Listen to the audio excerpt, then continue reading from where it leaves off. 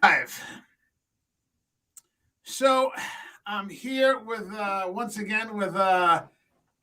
Lowercase. Yeah, nondescript Doug over here.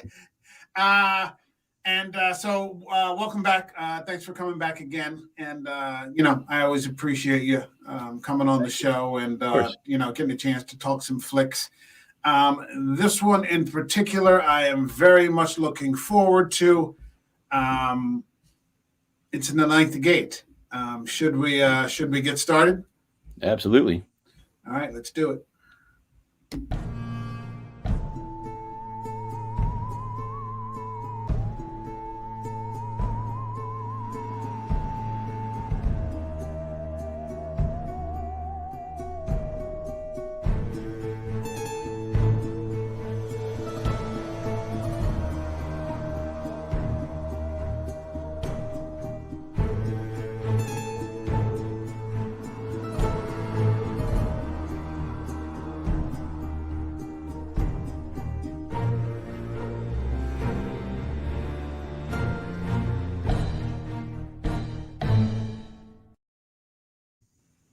So from now on, I think I'm just going to call you Doug X in the intro. Since apparently giving away your complete identity here. I apologize about that. Oh, I don't care.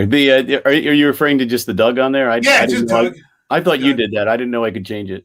No, yeah, you can put anything you want in there. Well, I'll put the X. I like the X anyway. That's good. Okay, Doug X. Yeah. All right, there you go. So this is, I saw this movie in the theater with some high school friends, Mike Kamenar and Dewey Nguyen. I don't remember if you remember Dewey, the Vietnamese guy. I do not. Okay, another friend from class of '87, and we went to see this, and everybody, the entire movie, just kept leaning over and saying, "This is a perfect movie for you." The guy does nothing but drink, smoke, and read books. Which at the time, back in '99, that was kind of my forte back then, man. And I didn't know what the movie was going to be about, and it was Johnny Depp. At that point, Johnny Depp was, towards the end of that thing where he was doing those small independent films, right? He hadn't broken into the blockbusters yet and was, an enjoyable, actor to watch back then. So, the idea that he would do a horror movie was right up my alley. This movie didn't disappoint. Excellent movie. Yeah, it's one of my favorite of all time. Yeah. I think on my top 10 list, this was number 4.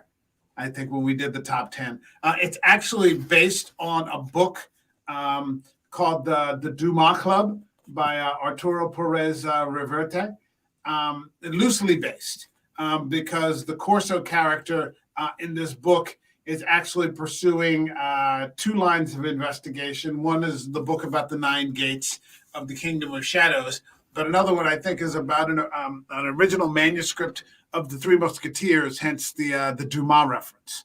And it's not entirely horror, but there's a horror aspect because obviously if you're dealing with a book that might be written by Satan, that's a little creepy. Hold on a second. We've got a comment here. And Have Cheater Will View. Fantastic movie. One of Depp's best for sure. Yeah. Ain't no question about that. I miss those days when Depp was doing those small independent films, but now he's having trouble. I guess with that woman that he married. Yeah, Amber Heard. Yeah, and they say that he's claiming that he's being blackballed because I guess they were beating each other up. I don't really follow that too much, but I thought I read that he was exonerated from a lot of that. Well, I think so, but I think that it was just in time for him to catch the tail end of a Me Too. Yeah, that kind of deal. Yeah, where people are leery of him. Yeah, in today's society, it doesn't necessarily matter if you're guilty or innocent. All you need is to be accused. So, you've been, I remember that movie, The Last Emperor, which was about the last emperor of China, and he goes through, the communist takeover and then the Cultural Revolution. And one of the lines that I remember most is that this guy who was like one of his re-educators, but actually kind of a friend, became a friend over time to him as he adjusted to this life outside of royalty now. And especially, someone that they were kind of targeting. They're dragging him through the street, this guy who became his friend. And the guy's like, I didn't do anything. The kid, it's college kids. And he's just like, it doesn't make a difference. You've been accused. That's it. And they just they go back to start beating him again. John is here and he says, welcome to the Me Too universe. So I was thinking, last night or this morning or something like that, it would be great if he would go back to those small roles again. Because I think he had some really, if you remember Jim Jarmusch's Dead Man. Yep. Yeah. That's just a fantastic movie. There were so many small independent movies that he was doing. He's kind of blockbustered out, although I heard that I heard that Robert Downey Jr. got him into the new Sherlock Holmes movie. Okay, nice. So I like those movies. I like Guy Ritchie. I like Robert Downey Jr. It'll be great to see Johnny Depp again, and let's hope he's back with us soon. Well, maybe he's knocked down a peg or two, and he'll have to do some of the smaller films. Well, it'll be nice. I mean, Johnny Depp's a really good actor. Yeah. I don't know if I would say great, but he might be. He might be great. He's pretty different in everything. He plays a wide array of characters, and he's always good. Like Ed Wood. Yeah. And he played Ichabod Crane. Yeah. In Sleepy Hollow. There's so many roles. Him playing Aberline. We covered From Hell here. Okay, The Jack the Ripper movie with the Hughes brothers. Very, very brutal movie. Edward Scissorhands. Edward Scissorhands. Yeah, there's a long history there. Of all these different types. He played Donnie Brasco. Yeah. So, it wouldn't necessarily be a bad thing for him to, go back to independent film, especially in this time when the mega theaters are taking a hit. Yeah, right. And now everything is being, getting a streaming option. So, like the movie houses are taking this huge hit. And the only thing that seems to be making it into the theaters is either the Marvel movies, the comic book movies, or a movie with The Rock. Yeah. The Fast and the Furious or something like that. So maybe it would be cool. I think it would be cool. I'd be happy to see him in small independent films. Yeah, man. John is here, and I can watch Debt read a phone book. Yeah. I remember somebody saying that about Don Cheadle. They're like, I could watch Don Cheadle play a tree branch. But that was before he got into the Marvel thing. And, now now it's just strictly blockbusters. And you don't see him in those smaller roles like the Hotel Rwanda and, these other things where, people are actually acting. I got nothing against the Marvel movies. I have a Marvel box set. I have everything up until Infinity War. But I'm just saying it wouldn't be bad to have him back doing smaller flicks. Smaller films, yeah. So here's the question. Who is Dean Corso? I mean, is he a cheat? Is he there's kind of this humorous aspect to him. He's not what you would consider a mean person, or I certainly don't think he's, especially where the movie starts out, he's not an evil guy. No. But, he's kind of the guy, like, I don't exactly know how to describe him. What do you think? I mean, maybe opportunistic. Opportunist, yeah, okay. Ends justify the means kind of thing. Like, he's just trucking along, trying to find his stuff. He's willing to do what he's got to do to get it. Yeah, and he's not unwilling to screw somebody else over to do it. The opening scene starts out with, he's giving those people an estimate on all those books. And then you find out later on that he jacked up the price to twice what they were worth, just so the next guy coming in behind him, have to pay double. and then he scams the guy out of the Don Quixote, which is the book that's actually worth something. Like yeah. He gets him to look over, it's like, hey, look over here, and like all the while he's got like his hand in their pocket, and he's taking what he actually wants. Yeah, so not evil, just just kind of out for himself. He's kind of a scam artist, Yeah, in a way. Yeah, and he's proud of it too. Like he doesn't run away from it. I mean, they talk about, more than once in the story, in the movie, his reputation comes up, and I think he says, well, to be thought of as good, kind in my profession is, kind of like, professional ruin. Yeah. Hold on, John is like, he's a literary version of Indiana Jones. Maybe. I mean, Indiana Jones can fight. Dean Corso can't. Yeah, that's Corso true. gets beat up throughout this entire movie. There are definitely some comic elements while he's scamming the people. So I think Polanski wants you to like him.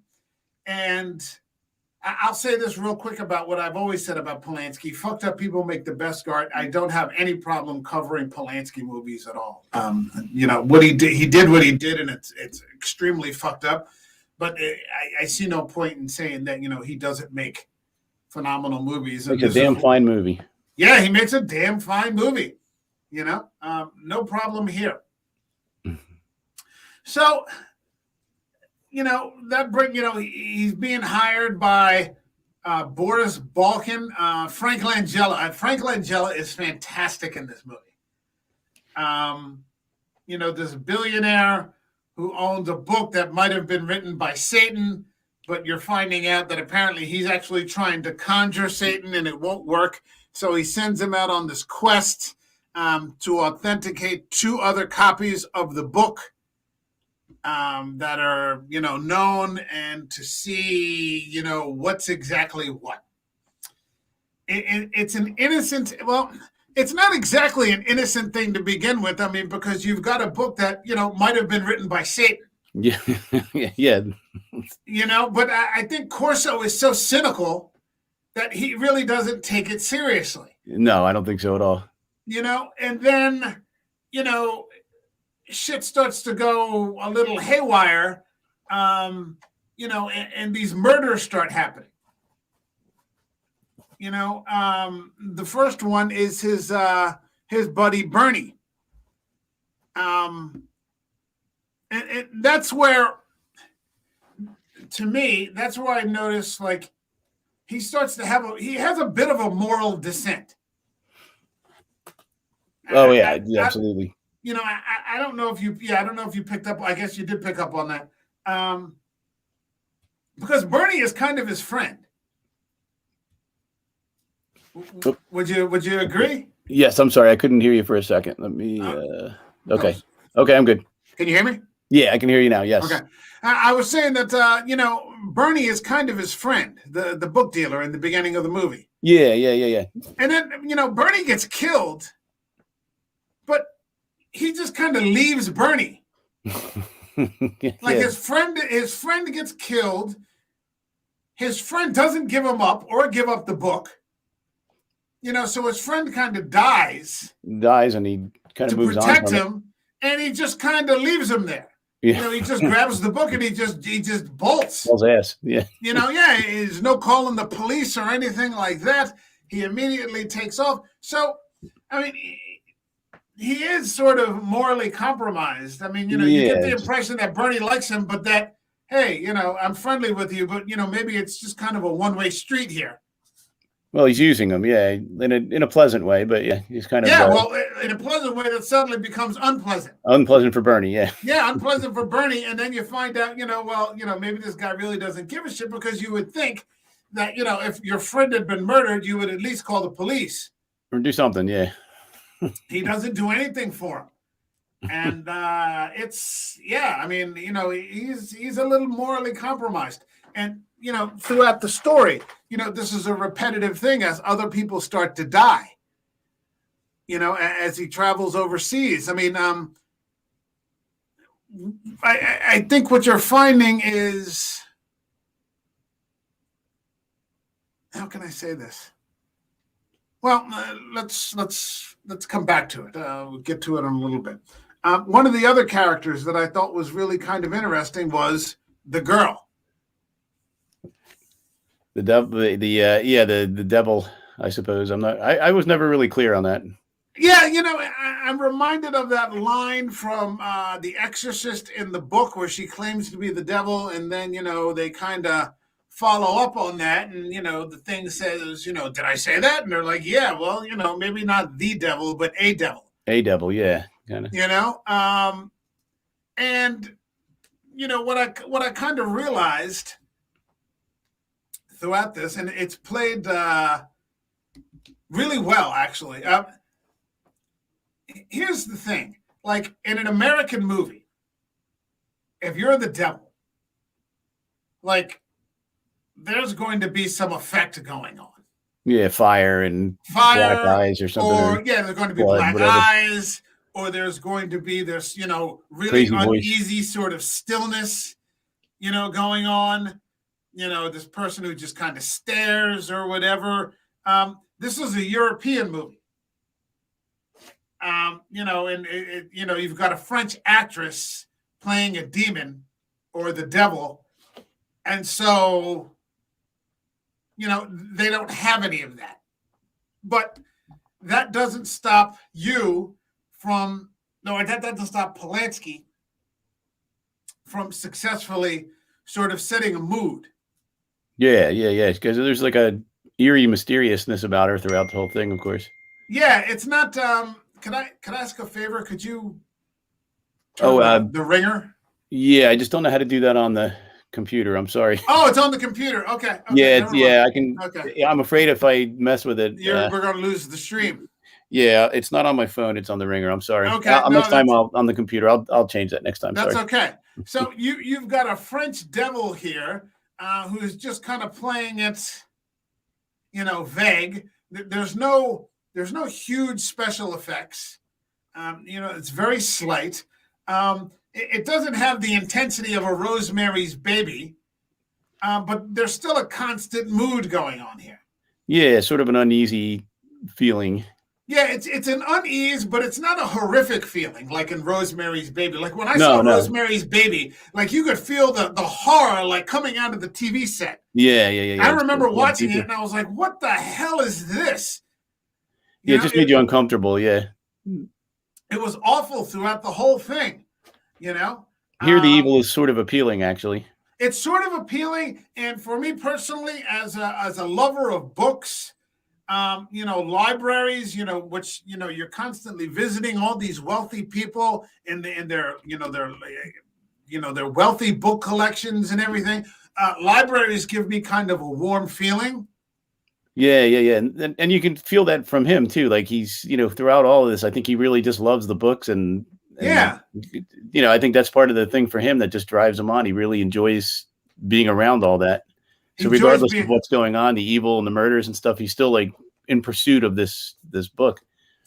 Yeah, he's in pursuit of the book. I mean, he's traveling to Paris, he's traveling to Portugal, he's going to all these different places, and he's smoking Lucky Strikes and drinking like 3 whiskeys, every time you see him or something like that, and just researching books.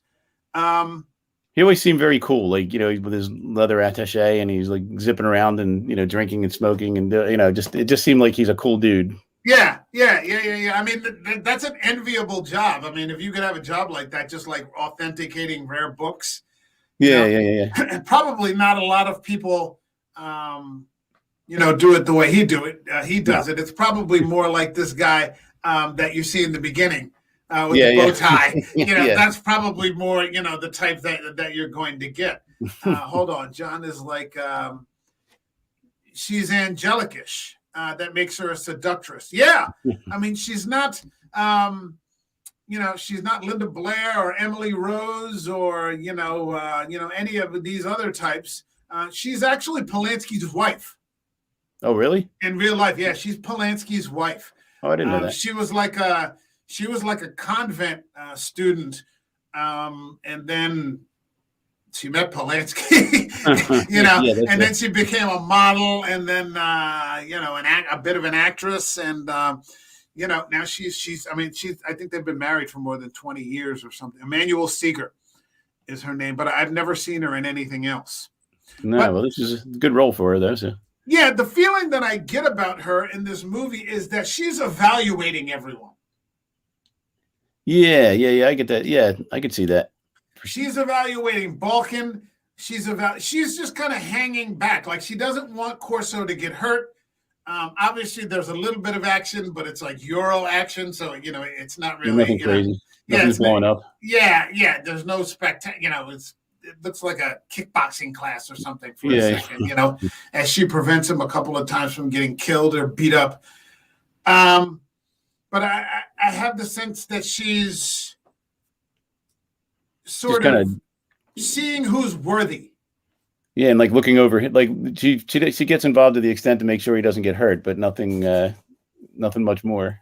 Yeah, she's not protecting anybody else. Yeah, that's the only one. You've also got Lena Olin here. You've got what he's sort of stepped into is this like circle of like wealthy Satanists. Yeah. One of my favorite things. One of my favorite things in movies that just always Satan stuff has always creeped me out in a happy sort of way. So I love wealthy Satanists in movies. Well, you've got Lena Olin here. I love Lena Olin. I think she's a great actress. I remember her from don't laugh at me, but that movie Chocolat. Oh yeah. And quite a few other flicks. She did The Unbearable Lightness of Being, the Milan Kundera movie, these sorts of things. And she's clearly on the evil side of things. You've got, Balkan. Everybody's in the quest for this book, or to not the book necessarily, but what the book brings to the table, which is the ability to conjure the devil. Because I'm operating under the assumption that they just want power. Yeah, that's what I would think too. Yeah, just whatever power the devil would bring and deals with him and all that kind of thing. Yeah. Whereas I think Corso, he just wants the knowledge. Yeah, he's not coming from these people are powerful and they're used to being powerful and they're used to getting what they want. Corso is a bit of an opportunist, like you said, but he's not coming from the same place. He's just interested. Yeah, he's just like on a quest for, I believe, like you're saying, like a quest for knowledge. He just wants to know things. Yeah. And, I think over time he comes to believe, as he meets these different people, he meets the Fargus character. He's the only one out of all these people that Johnny Depp encounters, that Corso encounters, that I actually liked. I liked him. He was just kind of this, he was a little sad because, you got the impression he was the last of his family, and, there was, things were selling off and his house is kind of empty. But you found out later, and this is maybe one of the reasons why I liked him, that, he wasn't a believer. He just happened to own a book. He owned a copy of the book. Can you hear me? Okay, now, yeah. Sorry, I broke up for a second. Yeah. So he was more likable than the other characters. He wasn't inherently evil, like Frank Langella with his kind of brooding, simmering evil. Yeah, or Lena Olin with her conniving kind of, lying, my husband hung himself in the beginning of the movie, but I'm going to pretend I don't know why. Because I'm going to these satanic orgies, these sorts of things, and she's not like, although I sort of like this lady, Baroness Kessler. Although she's just a mean, ornery buzzard, man. Oh, geez, this cranky old lady who, is like writing these books because she loves the devil. I mean, it's a weird, bizarre sort of circle that that Corso is traveling in. And, you find that most of these people they're not likable characters. They're not admirable characters. No, they're all despicable, really. Yeah. And, you don't really mind necessarily that they're dying, with the exception of Vargas, who just kind of seems to want to sit there and read his books and play his violin and, drink some brandy. Yeah. Now that he's old, it's good for his old joints, I guess, his old bones, keeping him warm. Hold on a second. John's back. Everyone longs for power, which is greed. That's why they want the book. Depp wants to figure out the mystery the books offer. Yeah, it's more of it's less of it's not about greed. No, it's more pure, really. Yeah, he's kind of looking for enlightenment. To see what actually happens, and I get the impression that the girl is kind of watching all of them. Kind of judging who's worthy. Yeah. Who's worthy of this knowledge, because the knowledge is there if you figure out the puzzle. But she seems to be nudging him a little bit, in the right direction. Yeah, pushing him the right direction to find it. Yeah, throughout the story. So I mean, it's just a fun movie. Of like movies I'd watch when I was a kid, like in the I guess the 70s or something, like just that kind of, I don't know, like the old school Satan things and stuff like that. It would, like when I was a kid, I'd watch all those kinds of movies on Saturday afternoons, between feature, Kung Fu Theater, that kind of thing, and then Kung Fu Theater afterwards, but but it just puts me in mind of some of those old Italian movies and stuff I'd see. Like I was never, you and I have talked about this, about the Argento movies. Talking about, like, I've heard that Italian horror is just completely over the top. Well, a lot of them were just weird too. Like I didn't even understand. I mean, I was a kid, so I didn't really even understand some of what I was seeing, really. But it was just like weird vibe, and I kind of get that from this. It's like just sort of subtly creepy and sometimes more obviously creepy, but it's just a whole vibe and feeling I get from it that I really enjoyed. It's and it manages to remain fun. Yeah, without being over the top or anything. Yeah, it's just right. Yeah, it balances out extremely well. I mean, wealthy occultists, Satanists, none of these are good people.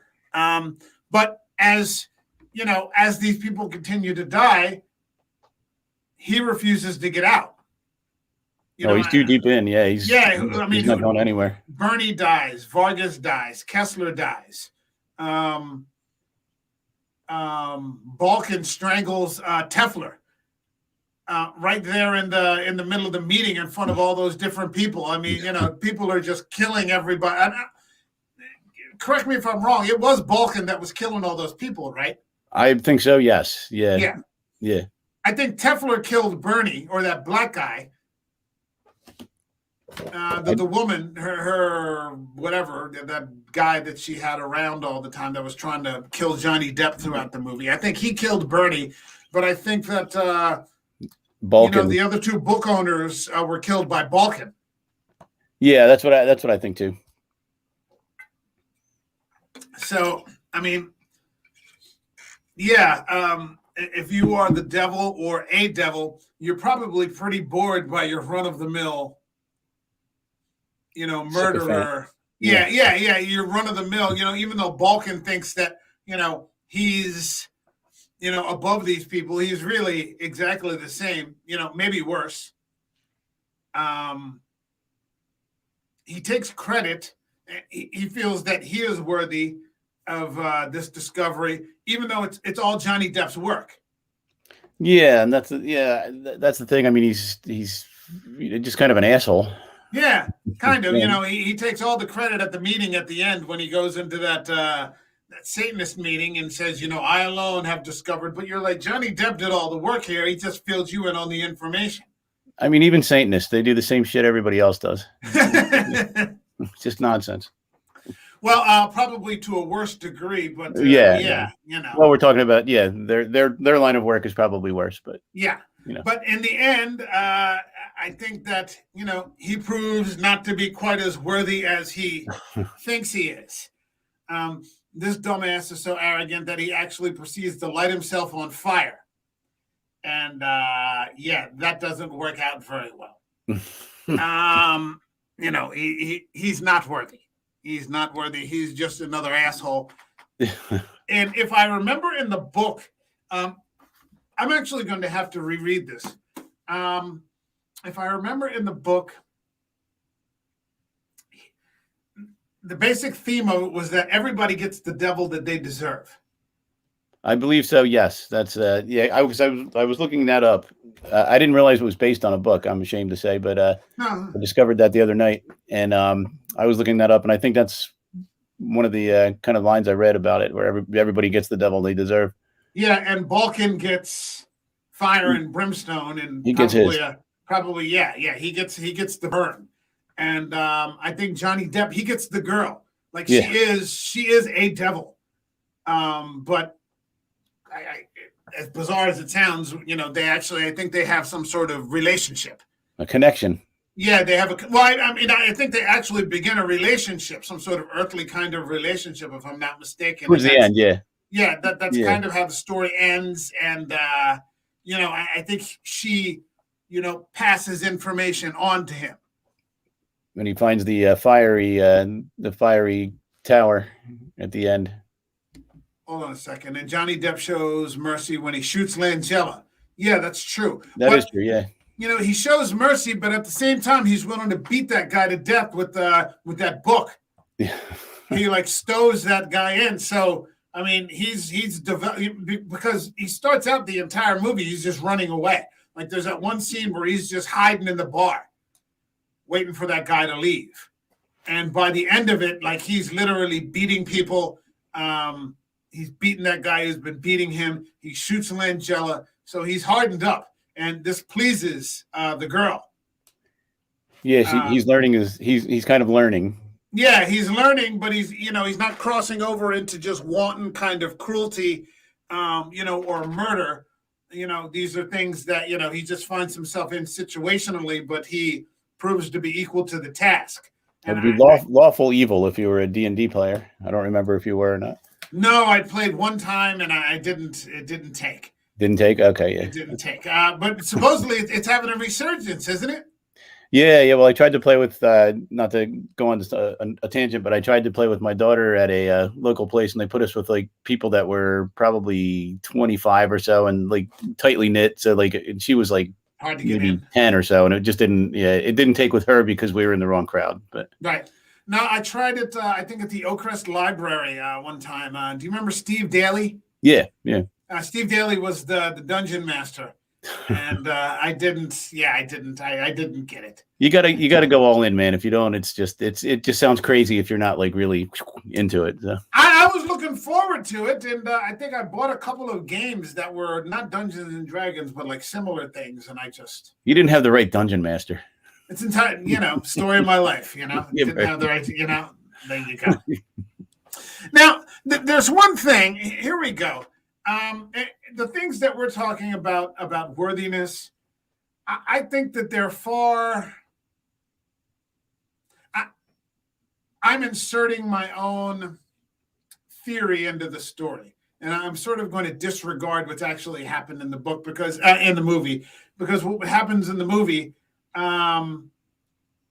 Is that, the reason that Balkan is not successful supposedly is because one of the illustrations is a forgery.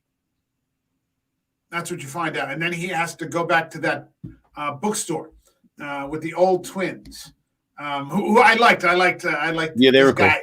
He played, it's the same guy.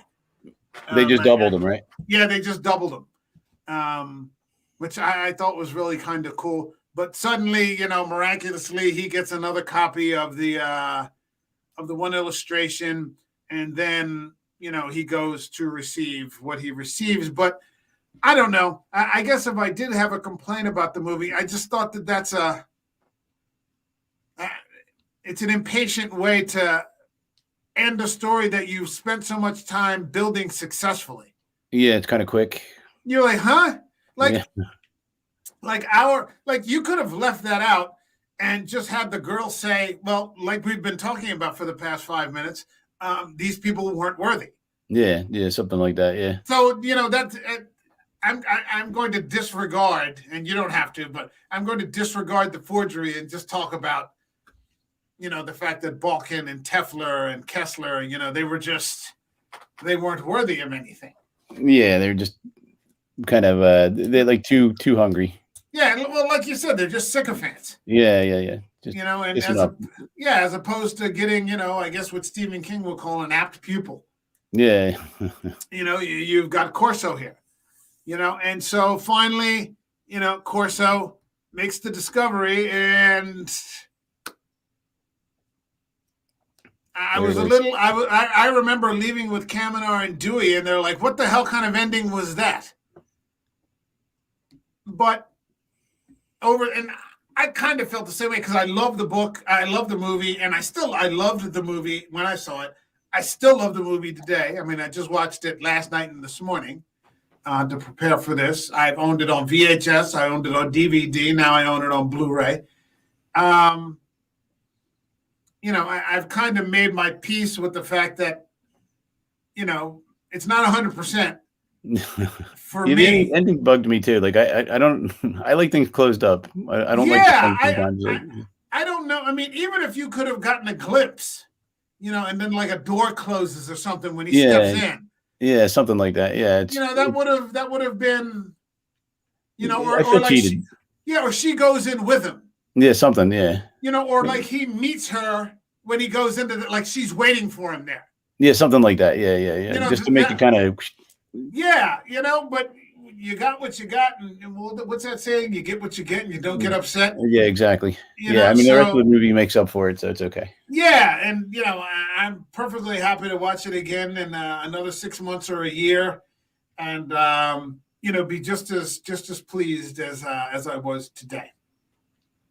So, I mean, it's over 20 years. I hope that, and I watched, they had a quick, 5-minute featurette on the Blu-ray, and Depp said he took the role because he wanted to work with Polanski. And Polanski doesn't do movies very often. But this was worthwhile. Oh, yeah. I own 2 Polanski movies. I own this and Rosemary's Baby, and one of these days we'll have to get to Rosemary's Baby on the show. But another excellent one. Yeah, it's every Halloween I rewatch it. Do you really? I do. Yeah. Okay. That's what I'm talking about. That's that creepy 70s type Satan vibe. Like that's again more rich people and Satan. I just love that kind of stuff. I'm trying to think. There could be.